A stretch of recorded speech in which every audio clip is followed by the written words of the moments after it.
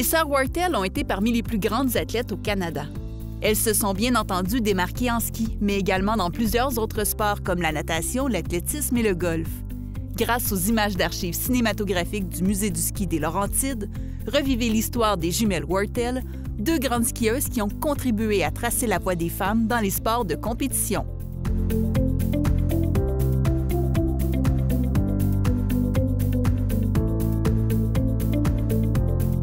Les sœurs Wartell, ce sont deux jumelles identiques qui sont devenues des championnes de ski. Mais prenons leur histoire. Elles sont nées en 1922.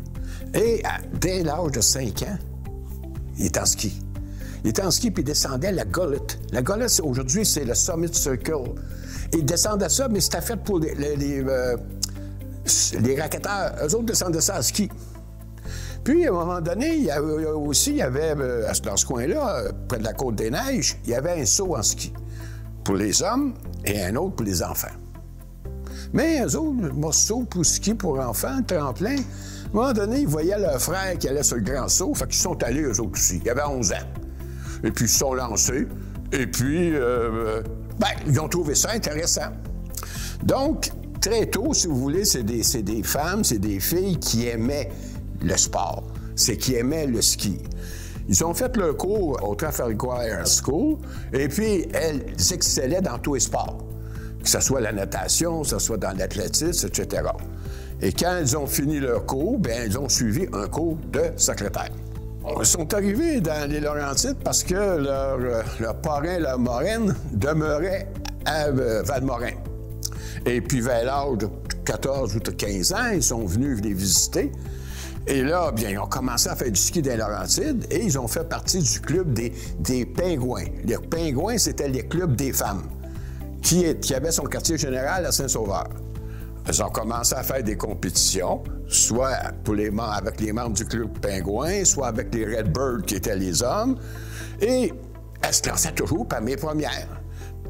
Et elles sont devenues, si vous voulez, très rapidement, des skieuses très bonnes, des skieuses aussi qui n'avaient peur de rien.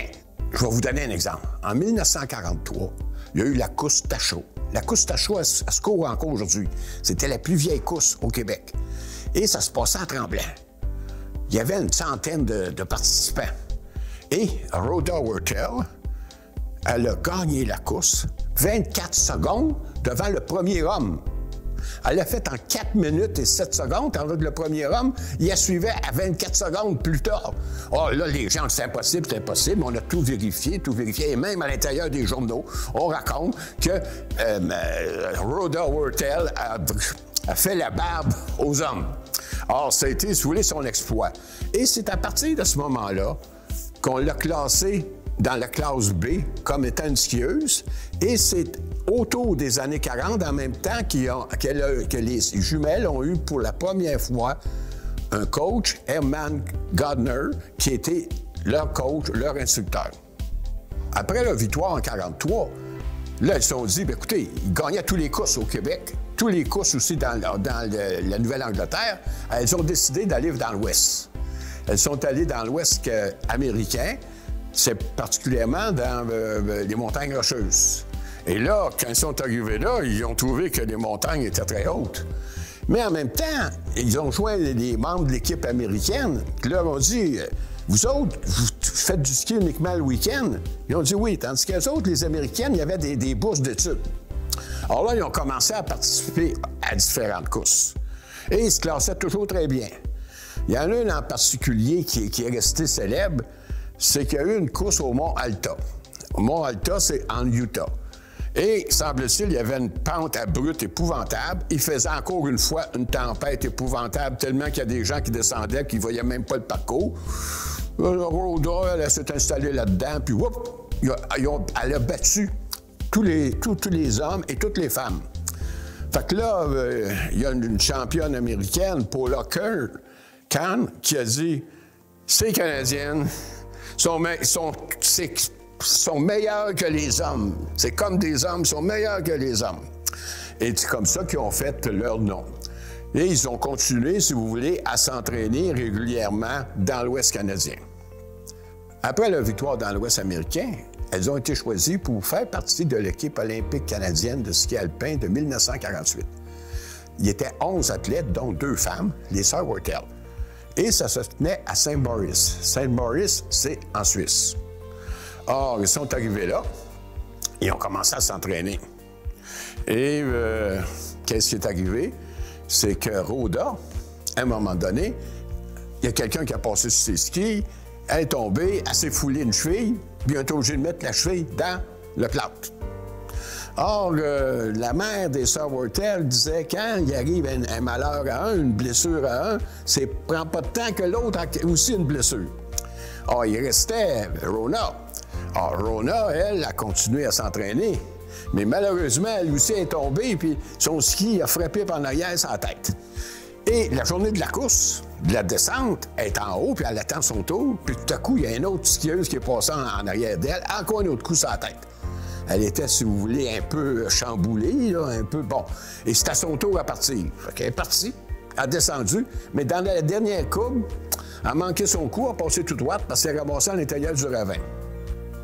Alors là, elle s'est levée, elle a pris ses skis, elle s'est mis sur ses épaules, elle est montée et elle a descendu. Parce que vous savez, dans le ski, habituellement, quand on sort, on ne prend plus le parcours. Mais elle est descendue jusqu'en bas.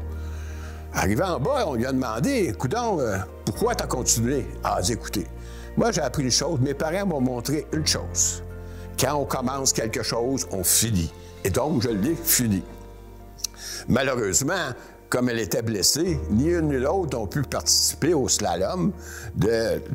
Mais, quelques jours après, il y avait à Chamonix, qui est à côté de Saint-Maurice, une course, une des plus importantes courses. C'est le Albert Kandahar. Rhoda, qui était guérie, s'est présentée. Et là, elle a fini 3e en descente, et elle a fini 5e en slalom et 5e au combiné. Mais c'était la première skieuse non européenne qui gagnait une médaille en Europe. Elle avait gagné la médaille de bronze. Alors donc, c'est un peu saoulé, ça l'a compensé pour ce qui était arrivé lors des Jeux olympiques. Et finalement, pour terminer cette année-là, les 2 sœurs ont fait du cinéma. Ils ont tourné un film à Banff.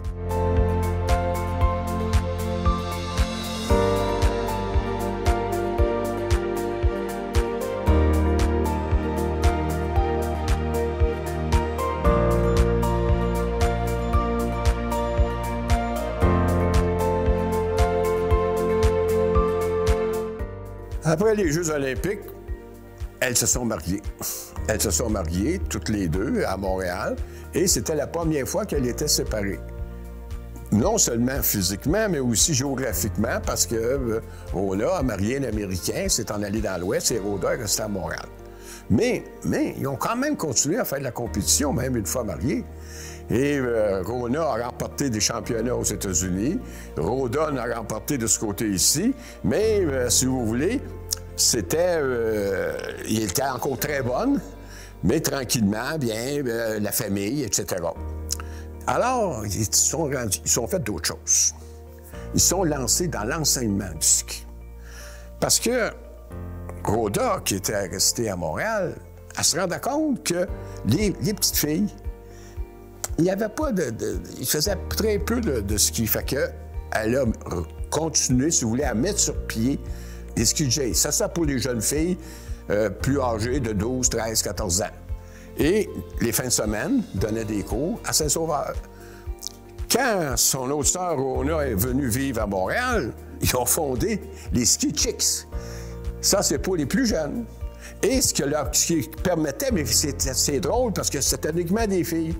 Et Rhoda disait, moi, j'ai des garçons, je peux même pas leur enseigner, j'enseigne juste aux filles. Fait que donc, ils ont enseigné jusque dans les années 82, 83. Et attention, là, ils sont nés en 22. Jusque dans les années 82, 83, ils ont continué à faire du ski. Et finalement, à un moment donné, ils se sont rendus compte d'une chose. Les mères venaient conduire les filles pour les cours de ski. Mais les mères ne skiaient pas. Fait qu'ils ont fondé ce qu'on appelle les twin skis. le Twin Ski Club, et eux autres, c'était les maires. Donc, ils ont fait, si vous voulez, des cours de ski qui se passaient à soit Saint-Sauveur, etc., pour les mères de famille, pour leur permettre, elles aussi, de pouvoir jouer du ski. Et je pourrais vous raconter une anecdote à ce sujet-là, parce que moi, je les ai rencontrés, et puis je me suis trouvé par hasard à dîner un midi avec les membres du Twin Ski Club pendant plusieurs années, mais ils ont commencé à dire, écoutez, on ne skiera pas uniquement au Québec, on va aller skier ailleurs dans le monde. Et finalement, ils ont commencé à faire l'hiver avec le Twin Ski Club, on a skié dans les Alpes, on a skié dans les montagnes rocheuses, etc. Dans les années 2004, 2005, 2006, j'étais chef des gardiens de porte à Tremblant pour une course de la Can-Am, une course importante, une course internationale. Tout à coup, je vois arriver deux vieilles dames qui me disent, nous, on s'en vient comme gardien de porte. Bon. Ils ont dit, on veut avoir des portes une à côté de l'autre. Puis on veut avoir notre lunch de suite pour partir. Fait que là, OK. Fait que là, on peint au ski. Et puis, ces deux dames-là, ils sont en avant de moi. Puis je les garde descendre. Je dis, voyons donc, ça n'a pas d'allure. Ils skient pas, eux autres. On dirait qu'ils marchent. Ils descendent le saut, là, comme ça. Je les ai installés. Rendu en bas, j'ai demandé aux gens qui étaient là, c'est qui ces deux femmes-là? Ils m'ont dit, c'est Sir Wortel. Sir Wortel, pardon, il y avait à peu près pas loin de 80. Et déjà, il était en cause ses pentes de ski pour occuper, si vous voulez, un poste important, mais que dans les courses de ski, on trouve que c'est le poste le plus humble, c'est-à-dire gardien de porte. Alors, c'est pour vous montrer que ces femmes-là, c'était des femmes qui aimaient le ski, mais c'était des femmes qui ne se prenaient pas pour d'autres. Et même si elles ont remporté beaucoup de choses dans leur vie, elles avaient, si vous voulez, quelque chose. Nous, on continue, et c'est pas pour rien qu'il y a un livre qui a été écrit qui s'appelle « Sans limite ». C'est-à-dire que plus ça va vite, mieux c'est. Plus c'est difficile, mieux c'est. Les Sir Wortel ont fait des différents sports. D'abord, ils ont fait de la natation. Ils ont été des championnes de natation. Ils ont fait de l'athlétisme. Même en 1948, ils avaient participé aux essais olympiques pour les Jeux olympiques de Londres. Elles avaient remporté presque tous les sports qui sont des sports de lancer, le javelot, le poids. Bon, donc, ensuite aussi, il faut dire, c'est qu'elles ont excellé au golf. Et une autre petite anecdote. À un moment donné, les femmes pouvaient jouer au ballon payé, mais il n'y avait pas le droit. Quand il y avait le ballon, il n'y avait pas le droit de marcher. Fait qu'eux autres, ils ont décidé d'arrêter de jouer parce qu'ils voulaient jouer avec les hommes et non pas jouer avec les femmes. Or, c'était des athlètes qui auraient pu, dans le fond, réussir dans d'autres sports. Et c'était comme, vous voulez, c'était comme inné chez elles.